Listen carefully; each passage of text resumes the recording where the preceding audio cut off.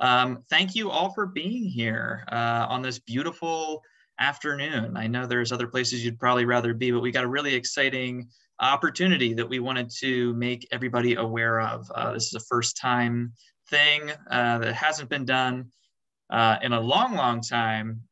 So we know that there's going to be lots of questions and lots of things to figure out, but we're going to do that together. My name is Jacob Falkenberg. I am the Communications and Member Services Director at Venture Portland. And for those of you that don't know, Venture Portland is the nonprofit that supports Portland's 50 neighborhood business districts. With me today is Jeff Curtis, Jessica Mateer, and Stephen from the Rose Festival. And we also have Bridget Blackburn from Cargo that's going to be talking about some generous donations that her business is making to the festival this year. Just first, a couple of ground rules to go over. We are going to be recording this session, so if you do have to leave early or you know somebody that was unable to make it, I'll send out a link to our YouTube channel afterwards so you can catch the full presentation. If you could just stay muted while the speakers are talking, just so there's no background noise. And if you do have questions, go ahead, put them into the chat. We're going to leave some time at the end to answer those questions as well. And I think that was it. So I'll go ahead and just kick us off with the Rose Festival crew. We're going to be talking about this year's Porch Parade and how your business can take advantage of this wonderful thing and hopefully drive customers and some positive media to your district. So with that, Jeff, Jessica, and Stephen, welcome. Thank you, Jacob, and thank you for hosting us. Really appreciate the support of Venture Portland and Cargo for engaging in this exciting project. Really pleased to make an announcement to this group about what our plans are for the Porch Parade. But before I do that, I just want to say the fact that this pandemic has affected us all. Obviously, businesses in our community has been affected, and Rose Festival has not been immune by that. And we've had our challenges like small businesses, but through the Hope theme, which our signage above the waterfront here has resonated with us, and our theme, Hope Reigns, the Rose Festival Foundation, as a nonprofit, independent nonprofit that works in partnership with lots of entities, is got staying power, and through hope and inspiration of some creativity of our organization. We are the city's official festival, although we're not a part of the City of Portland's large-scale scope of activities where they support us in a variety of ways, but we are a completely independent, not-for-profit, been in existence for over 100 years. And that history has put legacy of tons of traditions and history that are part of our community that we love. What I wanted to just say as we kick this off is that in 2020, I don't want to use the word pivot, but Rose Festival found a way to reinvent itself without large-scale public events. With our Porch Parade came to life on a very short timeline last year. And this year, as we're here in 21, Oregon is just not ready for the large magic of big parades and community gatherings to the significant size and scope of one of the largest festivals in the country, the Portland Rose Festival. So we have expanded our focus this year really with community engagement strategy. You see that with the selection of our princesses, which have been completed.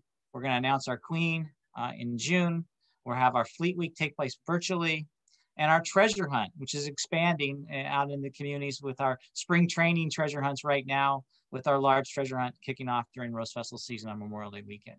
But what we're going to talk about is the Porch Parade, because that concept of bringing the festival experience to your home and neighborhood took off last year and has expanded and have frankly been copied and replicated all over the country. We are very proud to say that, we're America's first Porch Parade. And it is a form of flattery. This Porch Parade concept has been copied in North Carolina, to Texas, to Michigan, and to most notably New Orleans and Mardi Gras. And it's a simple concept. It's about a spirit of community in a way that engages neighborhoods and decorating, no different than a Halloween season or a holiday season. What we're talking about is a Rose Festival season and keeping the spirit of Portland alive, especially now. Portland needs to reawaken, reopen. People need to be on our sidewalks in the case of our business communities, shopping in our local businesses, and reopen in a safe way. But we want to encourage the communities to celebrate Rose Festival in a different way. Thus, this porch parade is our main strategy with doing that. So with that said, I'm going to turn it over to Jessica Mateer, our special events manager, to introduce you a little more detail about what we did last year and talk about the porch parade this year and what is new that we're introducing to you today. Jessica. Thank you so much, Jeff. So last year, a little history on the porch parade, and the long-standing one-year original porch parade history that we have.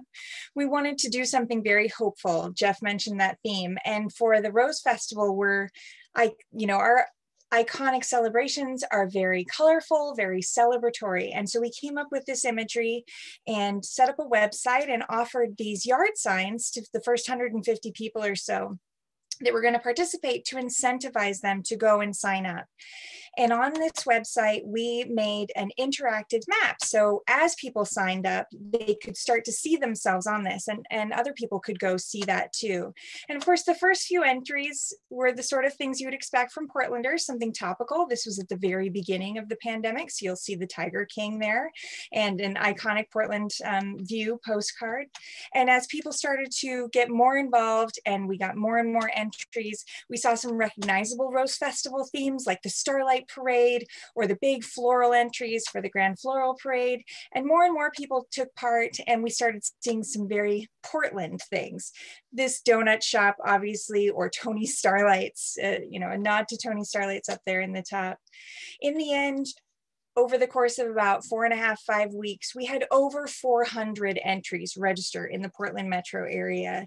And that piece of the website, this interactive map where people could go and make a route for themselves to go see them, had over 80,000 views in that period of time. We knew at that point that we were going to do this again, obviously.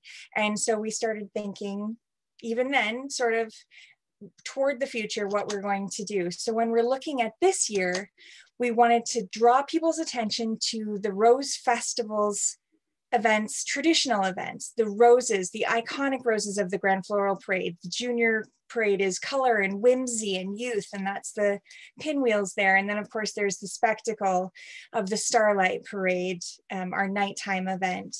And we're producing these signs as well, and we're also going to make them available. And my colleague Stephen will talk a little bit about that. But one thing we had a few entries for last year that we're hoping we'll have a lot more of this year is businesses taking part in this. And there's some historical perspective for this. This is around the turn of the century, of course. Hotel Portland used to do a big decoration for the Rose Festival with flags and bunting and lights, and they were pretty famous for it. And of course, the Hotel Portland being in the center of downtown, where Pioneer Courthouse Square is now, it really got people ready for this and brought a lot of attention to it. And traditionally, of course, the streets of Portland and business districts have really flown the Rose Festival colors during the season to show people either where the parade route is or where events are happening. We've come up with a few reasons why we think businesses should get involved, not the least of which is to really enhance the brand of Portland as the Rose City and demonstrate some unity in a time that's something we can all use. When we were thinking about this event last year, we wanted to give people something to look forward to and engage with. So this is an opportunity to participate in this tradition that engages the wider Portland community. You saw on that map that it was people from all over. And we want to remind people, of course, why Portland is a great place to live and visit, and get them back out on the street and engaging with the businesses and neighborhoods. We see people outside celebrating. And of course, getting on that map, putting you on that map and these houses and porches and gardens on the map draws people in. And we believe that that's going to draw more customers to these storefronts. And then of course, there'll be prizes. I don't know who doesn't like prizes and or bragging rights. And we want to help you do that. So to talk a little bit more about the tools that we have, I'm going to hand this off to my colleague, Stephen Bledsoe, to talk about ways we're going to support business participation this year. Stephen? Great, thank you, Jessica. So our concept is that we are creating an online virtual toolbox that will have a variety of images and iconography. Here you can see our map. And what you'll see here is that we have layers as well here. We have our porches, and we also recognize that we have our rose gardens. And so what we want to add is a business element. And these are culled every day and added. And so the map is layered. So individuals who are using it can select which they'd like to see. First, you'll just be flooded with all these icons, and then they can click down and create their own customized maps as where they'd like to visit. So here are the visual toolbox that we're working on. We're taking our traditional yard sign, and then also for those that have an opportunity for a sidewalk sign, we'll have that. And then for those that wish to create their own or integrate it into their own visual presence, we have just our PDF. We are open to other opportunities of exploration for design. So if there's other elements that you see, like you just want to get the pinwheel or you like the rose, we can assist with that. So we want to give you the freedom and opportunity to expand what your interpretations are as it relates to Rose Festival and the Porch Parade. We are sticking with 3 themes, though, that we'd like everyone to emulate, and that's our grand floral representation, the starlight, and the junior parade. So we'd like to, when you're doing those designs, to keep those 3 themes in mind. So that's really wrapping it up in our 10-minute pitch. Hope you enjoyed your elevator ride. And so we have, we're open for questions later on. Everything will be launching on May 4th, but feel free to get a hold of us ahead of time at info@rosefestival.org. And we hope to see you on the street. Thank you. Thanks, Jeff, Jessica, and Stephen. It's really exciting. I'm really glad to see that you're adding another layer to the map to help people find all the different displays that are going to be happening. It reminds me a lot of the Portland Light Festival this year, the way they were able to kind of make that happen on a more citywide, longer term scale. So just looking at the timeline here, May 4th is when the businesses will be able to go onto your website and register to be a part of this. And then they'll have the rest of May up until Memorial Day weekend to decorate their businesses. And then those decorations should stay up through June 13th. So Memorial Day through June 13th is the official parade length. Does that sound about right? Yes, that's correct. And we will have hashtags and Instagram hand monikers also to kind of create some momentums relating to the project. And so we'll have those available. Those are still being workshopped, but we'll have those available soon. Awesome. So yeah, it seems like everybody's got about a little over 5 or 6 weeks to start thinking about this and get prepared. So I wanted to just share some examples that I found from other cities and other businesses, just to kind of get your creative juices flowing. And then we'll kick it over to Bridget, who's going to make this even easier for folks with some generous discounts and donations from her business, Cargo, in the Central East Side. So I'm going to share my screen real quick and just go through a couple of examples. Okay, so I just want to start off with a couple of examples from last year's Porch Parade. A lot of businesses were closed during the pandemic, during last year's Rose Festival. So a lot of residents wanted to show their love for their favorite businesses by turning their porch into a replica of their favorite business. So here's Pal's Books at someone's porch, Movie Madness with some DVDs there available. It looks like they're screening some movies there on their porch. So super cool. And then here's a nautical theme. So thinking about the different themes that are happening this year. So as the Rose Festival crew said, you've got the floral theme. We've got a starlight theme, which focuses more on light display. And then we've got a kids theme or something more fun and whimsical for that demographic. So I just wanted to go through a couple of different ways that people have gotten creative for not a lot of cost. So a lot of this can be created from basic materials. So looking at this example, they've got these great jellyfish hangers that they've made out of tissue paper. They just hung a net. They cut out some fish and a submarine there and put it on their porch, and then got this inflatable fish to kind of tie everything together. So just kind of some examples of ways to pick a theme and really go all out for not a lot of investment, but enough to draw in traffic and get people talking and hopefully increase the foot traffic to your business.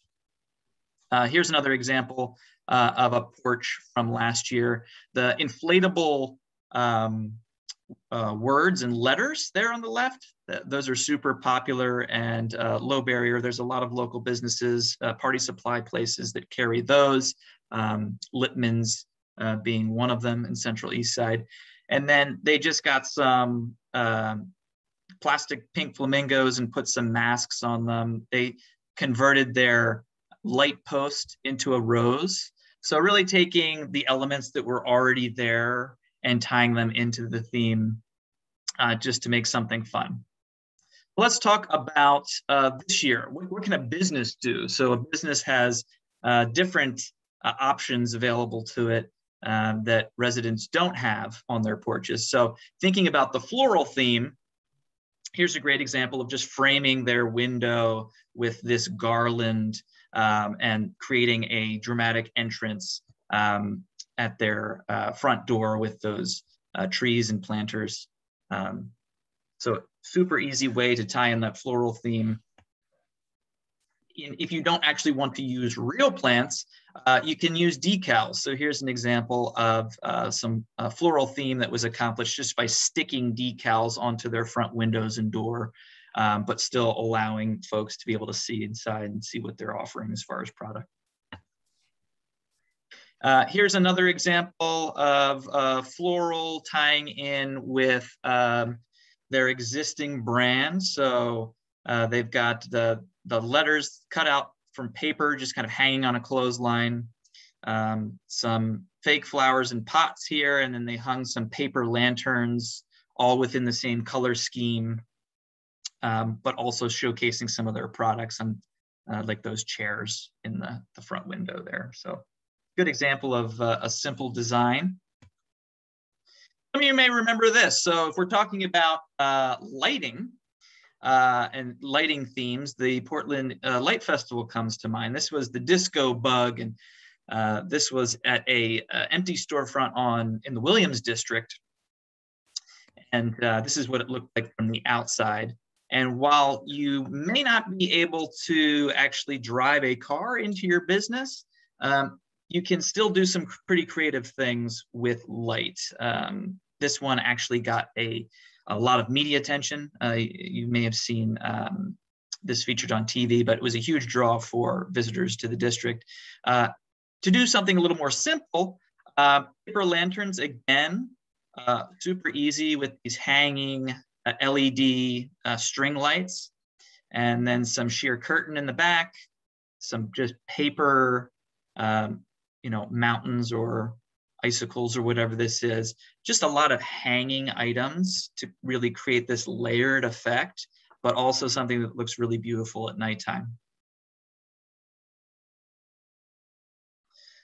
Speaking of paper, origami is another great way to enhance a window.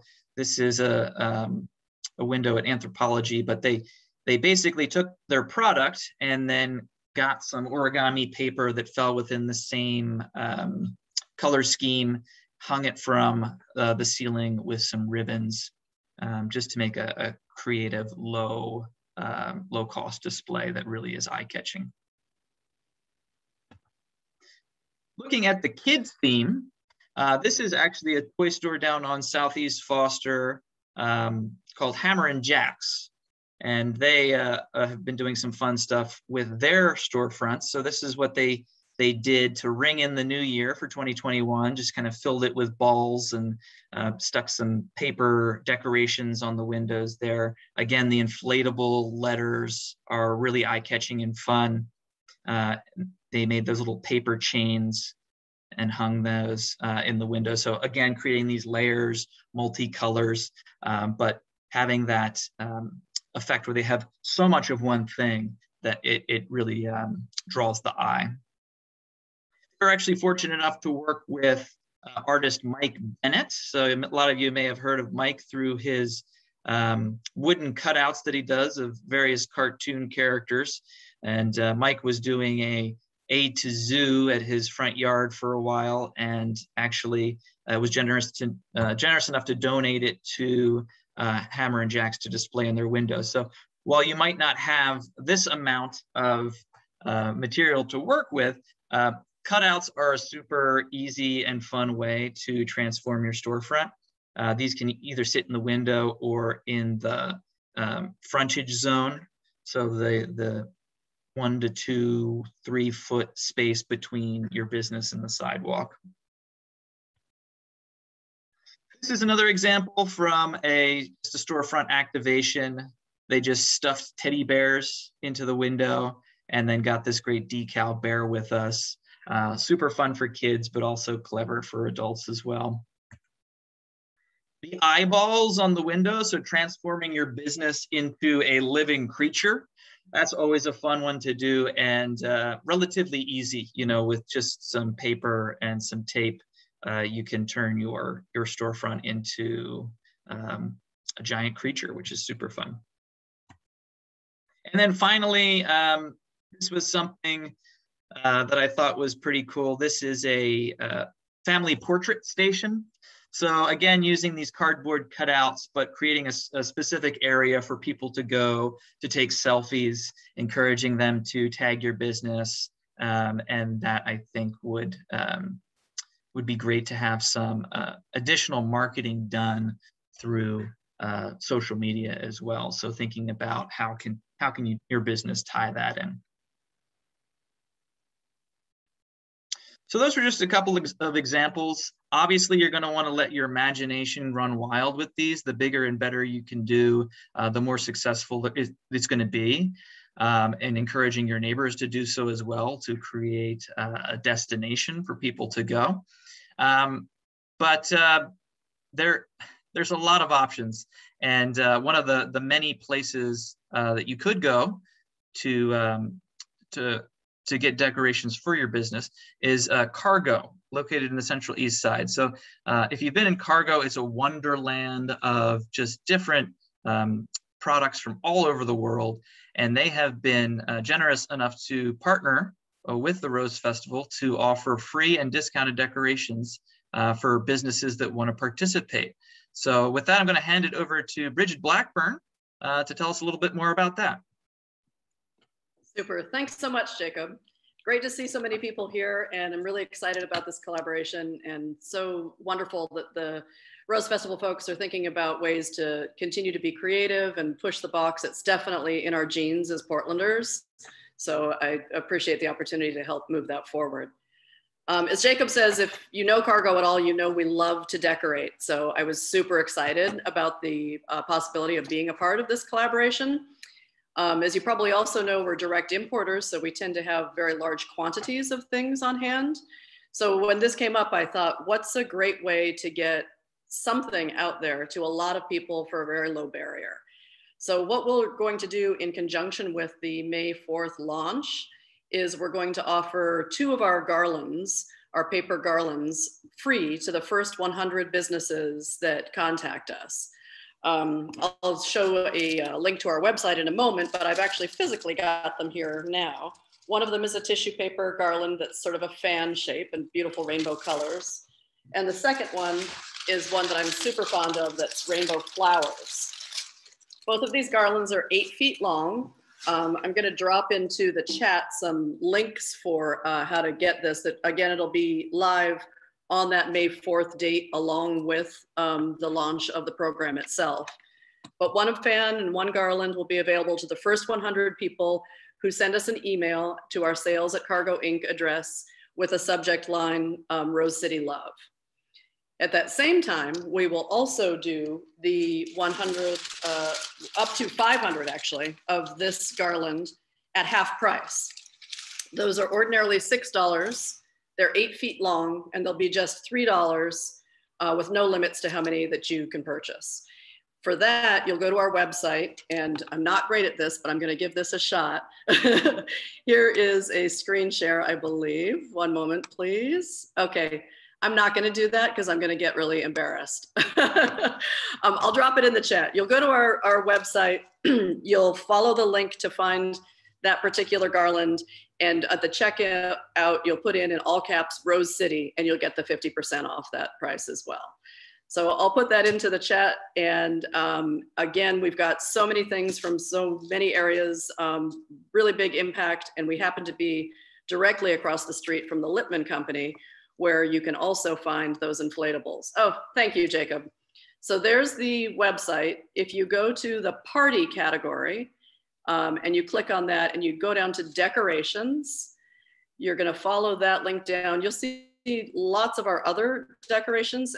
But as you scroll down, you'll come down a little further to the paper flower garland at $6. You'll click on that, you'll put in however many you'd like, and at checkout, you'll type in all caps Rose City, and you'll get 50% off your purchase. Again, I'll put all that into the chat, and we can follow up with you as well. But these are great, they make a really big impact. I've seen them actually recently on some storefronts that are just showing that they're open again as people are starting to get out. Our friends up at Rose and Lincoln have them under their canopy at their juice bar, and they look fantastic. So it's a big impact, pretty quick, and multiple. I mean, if one's good, 5, 10's are even better. So that's why we really wanted to make that price be super cost effective. I think it'd be great in the whimsy category, especially. It definitely gives you the grand floral feeling, but also with that sort of playful edge that the kids parades definitely have. So there you have it. Reach out and I'll drop that info in the chat. Thanks, Bridget. Yeah, it looks like the website has a ton of great stuff. So even if you're not interested in the specials that you're offering, there should be something there for folks who are looking just for a way to create an eye-catching display. So thanks so much for being a part of this. And that pretty much does it for our presentation. But we wanted to hear from you all. What questions do you have about the best way to participate? What do you need from us to make this successful? You know, as we said, you know, this is the first year that the Rose Festival is opening the Porch Parade up to businesses. So we're hoping to, you know, last year they had 400 residents decorating porches. This year we're hoping to, you know, double that number with the addition of businesses participating and really make this, you know, something that's iconic and really put Portland on the map as the Rose City. So after the year that we've had, I think people are just looking forward to celebrating as we're coming out of the end of the pandemic. So does anybody have any questions for either myself, the Rose Festival crew, or Bridget from Cargo?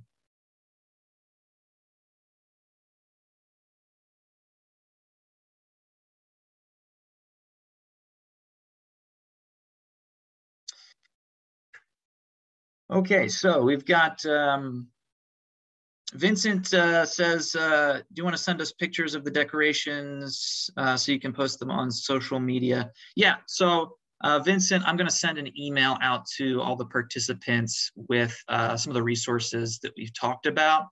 Feel free to forward those along to other businesses in your district. We're hoping to get as many businesses on board as possible. And as a reminder, there is no cost to this. This is really just us trying to get the word out to do something positive. Benedict says, any printed collateral? So Stephen, you had mentioned that you know, there's some PDFs available for people to download and print out. Are there any things that are already printed that businesses could request or pick up? We are going to be doing a lawn sign campaign. They include our premier sponsors.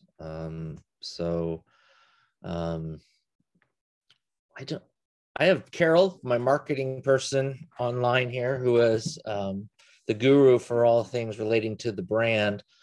So, we're pandemic too, so we're on a limited budget.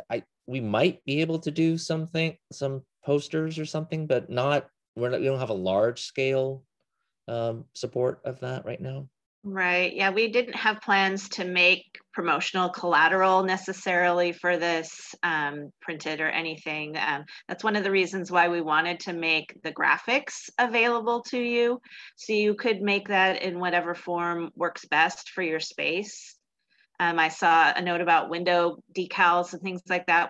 It doesn't look like we'll be printing that just because of the cost, but if you wanted to make window clings or you have a way to make your own, absolutely use those resources and make them personalized to what you want. Yeah, I'd like to add to that I think one significant difference, and was from a Rose Festival standpoint, is we protect our marks and logos. This is a business strategy, but we are saying no more. This is Rose Festival. This season belongs in the neighborhoods and belongs on our streets, and we want to make those accessible. So Carol is making that available to you. You get to use our logo, use the print collateral, the Porch Parade marks and IDs, to use that as you wish, as you want, and by being a registered participant and you have to register to do that, but that's the only caveat. You just got to register through us that you're doing it. But it's that simple. We want to just create this spirit for free, no cost to sign up to do this. We just want you to just go have fun with it and then show Portland's pride, and there's this great city.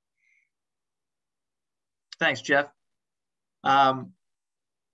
Great. So there was another question in the chat. It says, anybody have tips for keeping fresh flowers alive for the 2-ish weeks? Yeah, that's definitely going to be a challenge. I think, Jeff, you had mentioned that some of the porches would do multiple displays based on the different themes, right? The first half of the week, they would do something floral, or maybe it was the second half of the week would be floral, and the first half of the week would be something Starlight related. Is that an option?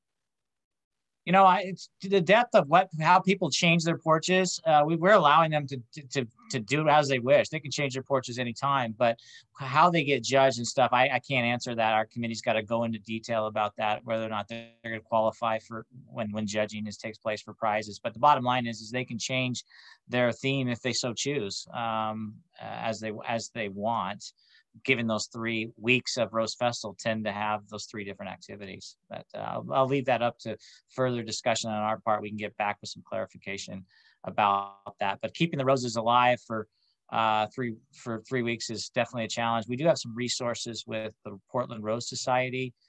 They may have some tips on how to do that, and we'd be happy to share that, because that's what they do. They're Portland's official rose growers, so they might have some tips on how to keep flowers and roses alive in a temporary installation better than I could give advice on. Awesome. Deborah, I see you have your hand up.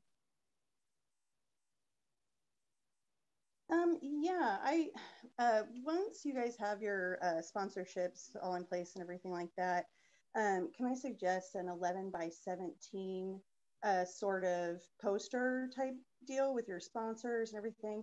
A lot of times when we do events in the district, a lot of the times we will have an 11 by 17 poster for the windows. And so if that's even a PDF that then the business associations can, print 25 to give to their members who are participating, that makes it a little bit easier on us. And the branding is completely, done with you guys. So it fits with your sponsors, but then it's an easy thing for the districts to be able to print out, say 25 of, to give to their members that are participating. Maybe even an 8 by 10 form, but the 11 by 17, I think, Jacob, is generally what a lot of our event posters end up being for the windows.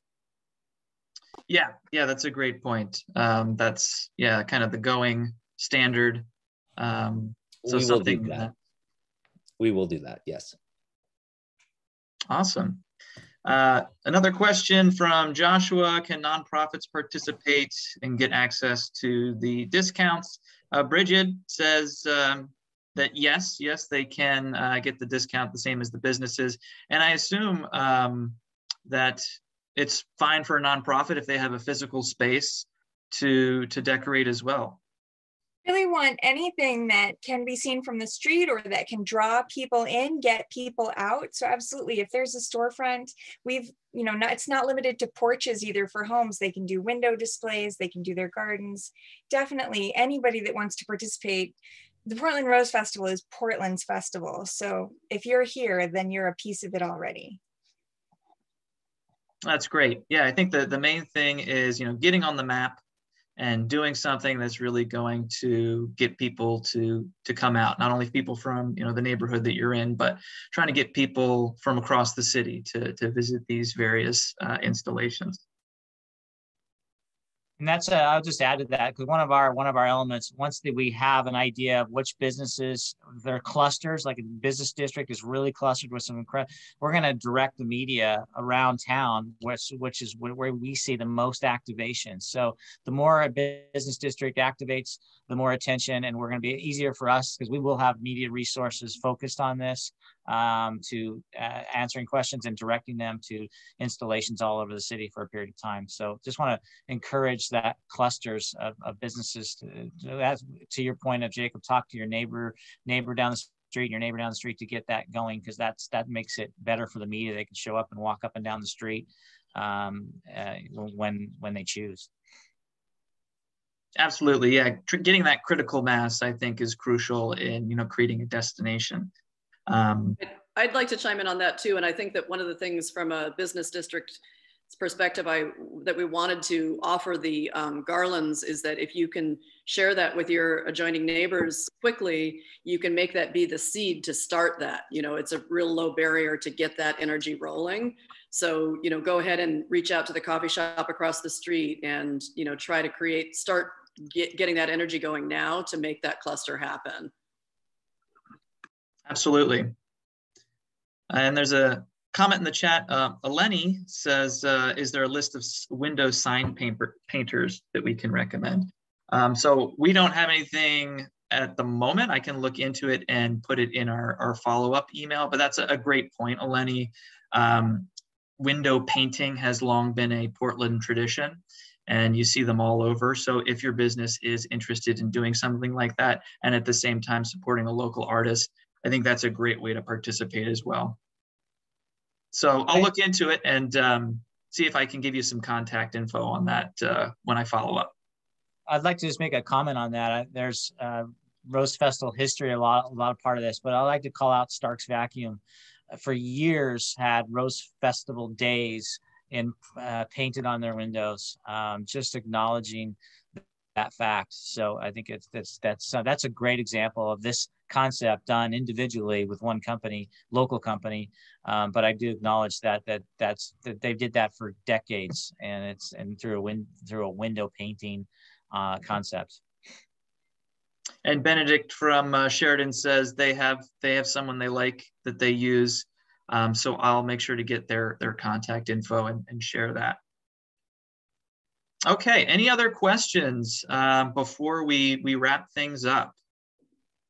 Feel free to chime in. We've got a relatively small group here, so don't be scared if there's any ideas or anything that comes to mind.